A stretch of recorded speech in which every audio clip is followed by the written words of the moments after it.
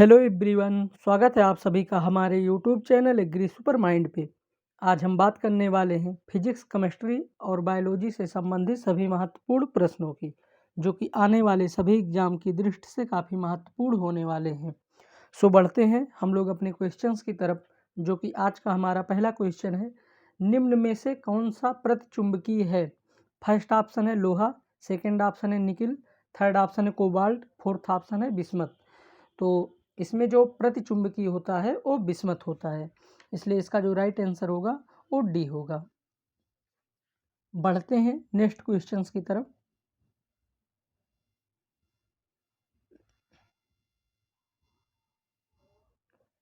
कौन सा उपकरण विद्युत प्रतिरोध को मापता है? फर्स्ट ऑप्शन है एमीटर, सेकेंड ऑप्शन है ओम मीटर, थर्ड ऑप्शन है वोल्ट मीटर, फोर्थ ऑप्शन है इनमें से कोई नहीं। तो यहाँ पे बात हो रही है कि विद्युत प्रतिरोध को कौन सा उपकरण मापता है, तो इसका जो राइट आंसर होगा वो बी होगा, यानी ओम मीटर जो होता है ये विद्युत प्रतिरोध को मापने का कार्य करता है। अगर बात कर लेते हैं एमीटर की, तो एमीटर जो होता है ये विद्युत धारा को मापने का काम करता है, और वोल्ट मीटर जो होता है ये दो बिंदुओं के बीच का जो विभवांतर होता है उसको मापने का कार्य करता है। बढ़ते हैं नेक्स्ट क्वेश्चंस की तरफ।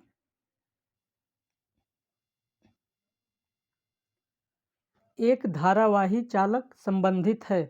फर्स्ट ऑप्शन है चुंबकीय क्षेत्र से, सेकेंड ऑप्शन है विद्युत क्षेत्र से, थर्ड ऑप्शन है विद्युत चुंबकीय क्षेत्र से, फोर्थ ऑप्शन है इनमें से कोई नहीं। तो जो धारावाही चालक होता है ये विद्युत चुंबकीय क्षेत्र से संबंधित होता है, इसलिए इसका जो राइट आंसर होगा सी होगा। बढ़ते हैं नेक्स्ट क्वेश्चंस की तरफ।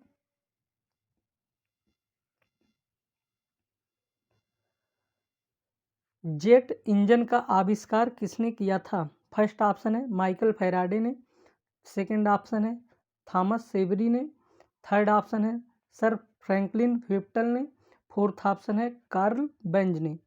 तो जेट इंजन का जो आविष्कार किए थे वो सर फ्रैंक व्हिटल ने किए थे, इसलिए इसका जो राइट आंसर होगा वो सी होगा।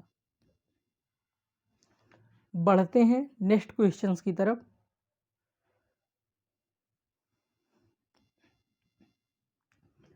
सौर बैटरियों में प्रयुक्त होता है। फर्स्ट ऑप्शन है टिन, सेकेंड ऑप्शन है सिलिकॉन, थर्ड ऑप्शन है सीजियम, फोर्थ ऑप्शन है थैलियम। तो सौर बैटरियां जो होती हैं इनमें हम लोग सिलिकॉन का प्रयोग करते हैं, इसलिए इसका जो राइट आंसर होगा वो बी होगा। बढ़ते हैं नेक्स्ट क्वेश्चंस की तरफ।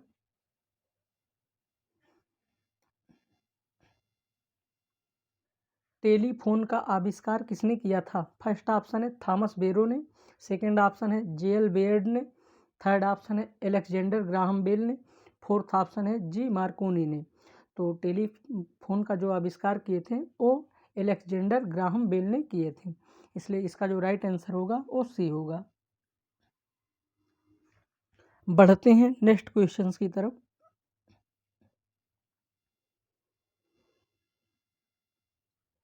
आधुनिक पनडुब्बियों में कौन सा ईंधन प्रयोग किया जाता है?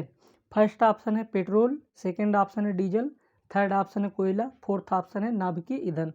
तो आधुनिक पनडुब्बियां जो होती हैं, जो प्रेजेंट टाइम पे आधुनिक पनडुब्बियां चल रही हैं, उनमें हम लोग नाभिकीय ईंधन का प्रयोग करते हैं, इसलिए इसका जो राइट आंसर होगा वो डी होगा। बढ़ते हैं नेक्स्ट क्वेश्चंस की तरफ।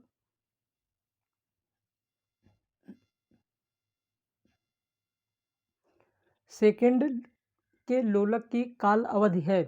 फर्स्ट ऑप्शन है 1 सेकेंड, सेकेंड ऑप्शन है 2 सेकेंड, थर्ड ऑप्शन है 0.5 सेकेंड, थर्ड ऑप्शन है 1.5 सेकेंड।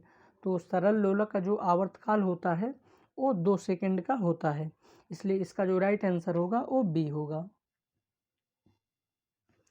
बढ़ते हैं नेक्स्ट क्वेश्चंस की तरफ।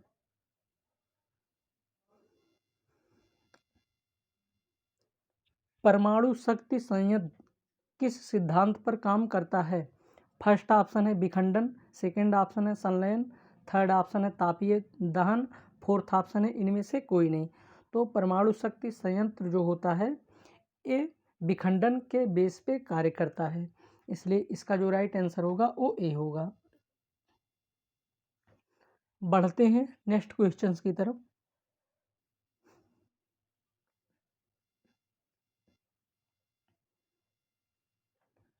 प्रकाश वर्ष किसका इकाई है? फर्स्ट ऑप्शन है समय का, सेकंड ऑप्शन है दूरी का, थर्ड ऑप्शन है प्रकाश का, फोर्थ ऑप्शन है प्रकाश तीव्रता का। तो प्रकाश वर्ष जो होता है ये दूरी का मात्रक होता है या दूरी का इकाई माना जाता है इसको। तो इसलिए इसका जो राइट आंसर होगा वो बी होगा। बढ़ते हैं नेक्स्ट क्वेश्चंस की तरफ।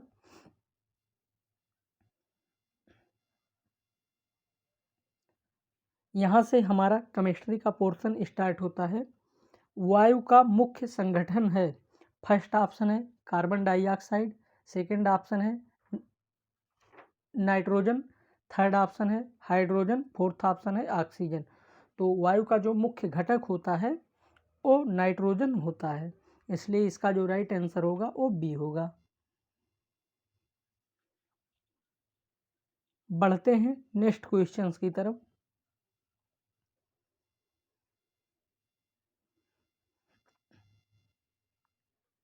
विद्युत बल्ब में प्रयुक्त की जाने वाली गैस है। फर्स्ट ऑप्शन है नाइट्रोजन, सेकंड ऑप्शन है ऑक्सीजन, थर्ड ऑप्शन है हाइड्रोजन, फोर्थ ऑप्शन है इनमें से कोई नहीं। तो विद्युत बल्ब जो होता है इसमें हम लोग नाइट्रोजन गैस प्रयुक्त करते हैं या नाइट्रोजन गैस का यूज करते हैं विद्युत बल्ब में। साथ साथ में हम लोग एक गैस और होता है जो आर्गन होता है, उसको भी हम लोग विद्युत बल्ब में यूज करते हैं। ये जो गैसें होती हैं ये सक्रिय होती हैं, क्योंकि विद्युत बल्ब के अंदर जो फिलामेंट होता है उनको ये खराब होने से बचाने का कार्य करती हैं। इसलिए इसका जो राइट आंसर होगा वो ए होगा। और साथ साथ में आर्गन जो गैस होता है उसका भी उपयोग हम लोग विद्युत बल्ब में करते हैं। बढ़ते हैं नेक्स्ट क्वेश्चंस की तरफ।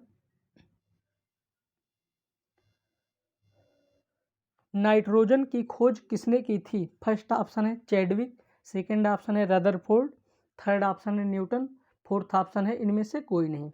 तो न्यूट्रॉन की जो यहाँ पे नाइट्रोजन की जो खोज की करता है वो रदरफोर्ड है, यानी रदरफोर्ड जो है उन्होंने नाइट्रोजन की भी खोज की थी। इसलिए इसका जो राइट आंसर होगा वो बी होगा। बढ़ते हैं नेक्स्ट क्वेश्चंस की तरफ।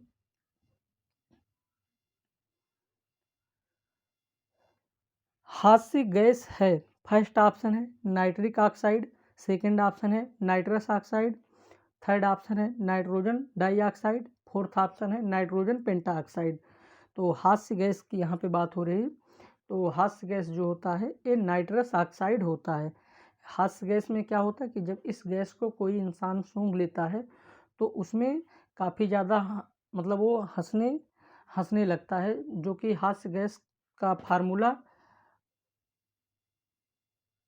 N2O यानी नाइट्रस ऑक्साइड N2O हास्य गैस का फार्मूला होता है। बढ़ते हैं नेक्स्ट क्वेश्चंस की तरफ। गन पाउडर किस मिश्रण से बनता है?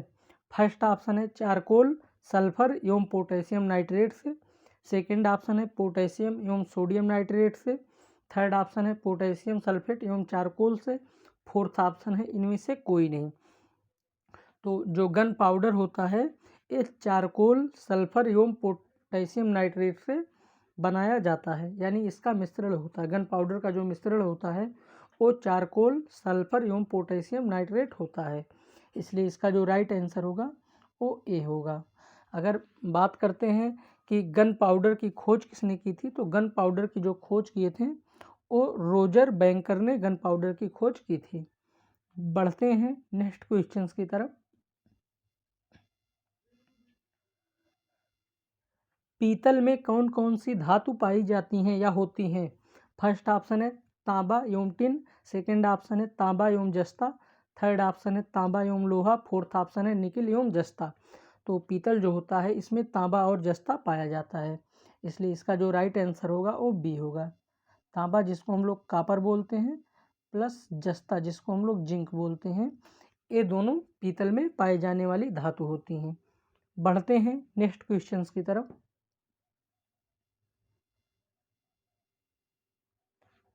कांसा किसका मिश्रण होता है?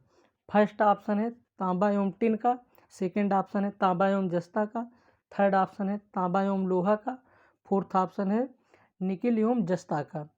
तो जो कांसा जिसको हम लोग ब्रॉन्ज बोलते हैं वो तांबा और टिन का मिश्रण होता है, इसलिए इसका जो राइट आंसर होगा वो ए होगा।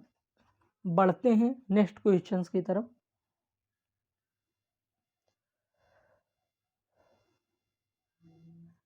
किस तत्व को रसायन विज्ञान में आवारा तत्व की संज्ञा दी गई है? फर्स्ट ऑप्शन है ऑक्सीजन, सेकंड ऑप्शन है carbon, third option hydrogen, fourth option है नाइट्रोजन। तो यहाँ पे रसायन विज्ञान में जो हाइड्रोजन होता है उसको हम लोग आवारा तत्व की संज्ञा देते हैं, इसलिए इसका जो राइट आंसर होगा वो सी होगा। बढ़ते हैं नेक्स्ट क्वेश्चंस की तरफ। हीरा और ग्रेफाइट किसके अपरूप हैं? फर्स्ट ऑप्शन है टिन, सेकंड ऑप्शन है कार्बन, थर्ड ऑप्शन है सिलिकॉन, फोर्थ ऑप्शन है सेलेनियम। तो हीरा और जो ग्रेफाइट होते हैं ये कार्बन के अपरूप होते हैं, इसलिए इसका जो राइट आंसर होगा वो बी होगा। बढ़ते हैं नेक्स्ट क्वेश्चंस की तरफ।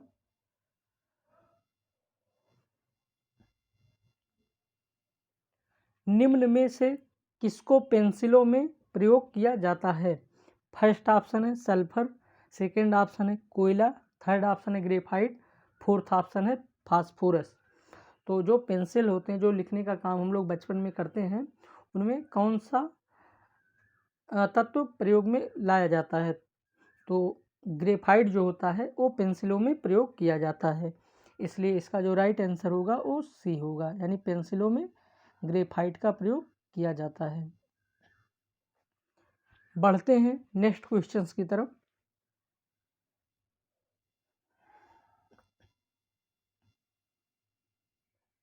यहाँ से हमारा बायोलॉजी का पोर्शन स्टार्ट होता है। तो कृत्रिम गर्भधान के लिए बैलों के वीर्य को रखा जाता है। फर्स्ट ऑप्शन है द्रव नाइट्रोजन में, सेकंड ऑप्शन है द्रव अमोनिया में, थर्ड ऑप्शन है यहाँ पे फर्स्ट ऑप्शन जो है वो द्रव हाइड्रोजन में, सेकंड ऑप्शन है द्रव अमोनिया में, थर्ड ऑप्शन है द्रव नाइट्रोजन में, फोर्थ ऑप्शन है द्रव ऑक्सीजन में। तो कृत्रिम गर्भधान के लिए बैलों का जो सीमन होता है या वीर्य होता है उसको हम लोग द्रव नाइट्रोजन में रखते हैं, इसलिए इसका जो राइट आंसर होगा वो सी होगा।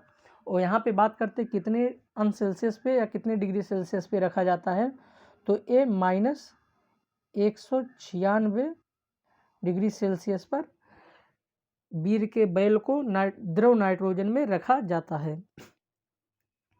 बढ़ते हैं नेक्स्ट क्वेश्चंस की तरफ। आरबीसी का मुख्य कार्य होता है। फर्स्ट ऑप्शन है लाल रंग प्रदान करना, सेकंड ऑप्शन है ऑक्सीजन का परिवहन करना, थर्ड ऑप्शन है उपरोक्त दोनों, फोर्थ ऑप्शन है इनमें से कोई नहीं। तो आरबीसी जो होता है इसका मुख्य कार्य जो होता है वो ऑक्सीजन का परिवहन करना होता है। अब यहाँ पे अगर लाल रंग की बात करते हैं तो लाल रंग जो होता है ये हीमोग्लोबिन के कारण होता है, तो यहाँ पे जो राइट आंसर होगा वो बी होगा, यानी आरबीसी का जो मुख्य कार्य होता है वो ऑक्सीजन का परिवहन करना होता है। बढ़ते हैं नेक्स्ट क्वेश्चंस की तरफ।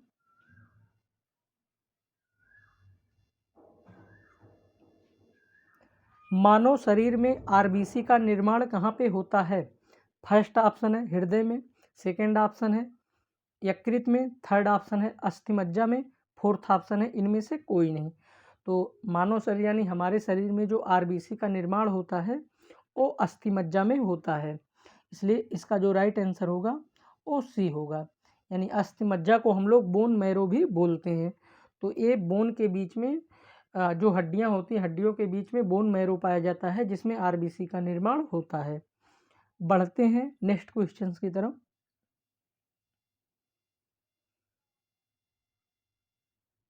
आरबीसी की खोज किसने की थी? फर्स्ट ऑप्शन है रॉबर्ट हुक ने, सेकेंड ऑप्शन है ल्यूएनहॉक ने, थर्ड ऑप्शन है गोल्डस्टीन ने, फोर्थ ऑप्शन है इनमें से कोई नहीं। तो आरबीसी की जो खोज किए थे वो ल्यूएनहॉक ने किए थे, इसलिए इसका जो राइट आंसर होगा वो बी होगा। वो आरबीसी का जो फुल फॉर्म होता है वो रेड ब्लड सेल्स या फिर रेड ब्लड कार्पल्स बोल सकते हैं इसको। और आरबीसी का जो लाइफ स्पान होता है वो 120 दिन होता है। बढ़ते हैं नेक्स्ट क्वेश्चंस की तरफ। प्लाज्मा का रंग कैसा होता है? फर्स्ट ऑप्शन है लाल, सेकेंड ऑप्शन है हल्का पीला, थर्ड ऑप्शन है नीला, फोर्थ ऑप्शन है इनमें से कोई नहीं। तो प्लाज्मा का जो रंग होता है वो हल्का पीला होता है, इसलिए इसका जो राइट आंसर होगा वो बी होगा। किसी किसी एग्जाम में पीला लिखकर आ जाता है, लेकिन इसका जो कलर होता है वो हल्का पीला होता है, तो वहाँ पे पीला भी सही होगा। अगर हल्का पीला ऑप्शन में आता है तो वो भी ऑप्शन सही होगा। बढ़ते हैं नेक्स्ट क्वेश्चंस की तरफ।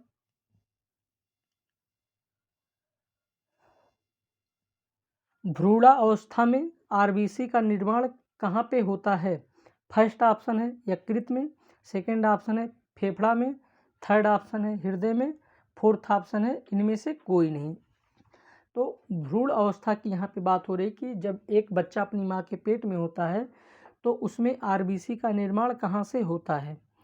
तो उसमें जो आरबीसी का निर्माण होता है भ्रूण में, वो यकृत में होता है। यानी जब बच्चा माँ के पेट में होता है तो यकृत जो होता है ये आरबीसी के निर्माण का कार्य करता है, इसलिए इसका जो राइट आंसर होगा वो ए होगा। बढ़ते हैं नेक्स्ट क्वेश्चंस की तरफ।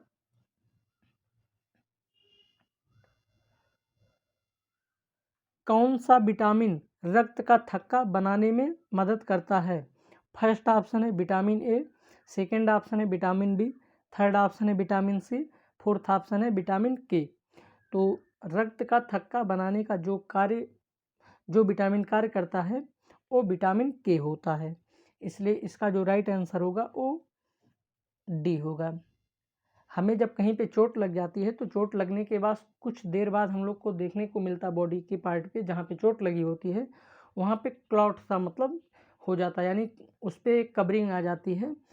तो वही होता है कि मतलब जो विटामिन के होता है वो रक्त को थक्का बनाने का कार्य कर देता है।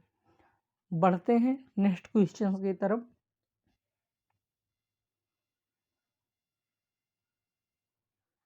WBC का जीवन काल कितना होता है?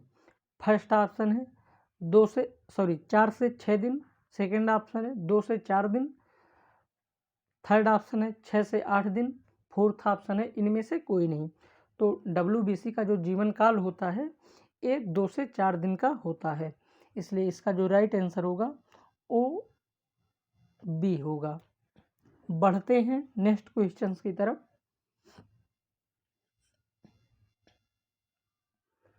मानव मूत्र का पीला रंग किसके कारण होता है? फर्स्ट ऑप्शन है यूरोक्रोम के कारण, सेकंड ऑप्शन है बाइल के कारण, थर्ड ऑप्शन है कोलेस्ट्रॉल के कारण, फोर्थ ऑप्शन है रुधिर के कारण। तो मानव का जो मूत्र का पीला रंग होता है ये यूरोक्रोम के कारण होता है, इसलिए इसका जो राइट आंसर होगा वो ए होगा। बढ़ते हैं हम लोग अपने आखिरी क्वेश्चंस की तरफ।